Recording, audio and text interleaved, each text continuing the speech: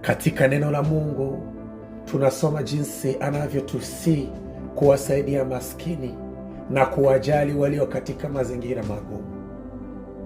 Moyo wake unawapenda wahitaji na anatuomba tuwatetee.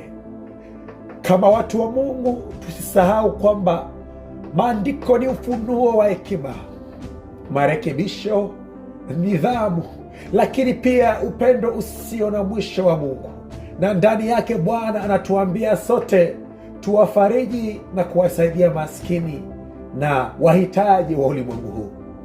Mithali aya yake ya 3 mstari wa 27 hadi 28 inasema, usimnyime mtu mema ikiwa yamkini katika uwezo wa mkono wako kuyatenda.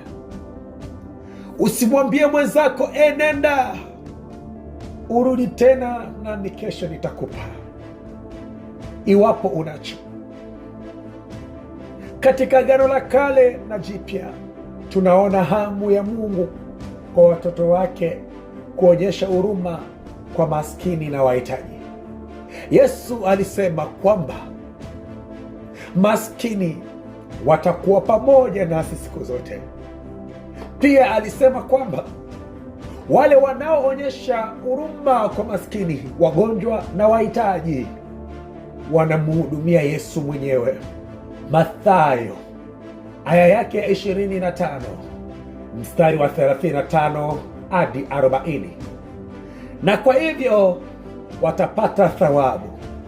Kwa hivyo nakwambia sasa hivi, usikatae kutenda mema. Uwe chombo cha baraka kwa wale waliokata tamaa, na uache alama ya upendo katika jamii hii ambayo imeathiriwa sana na chuki na kutokujali, umaskini na kadhalika. Na Mungu atakubariki sana.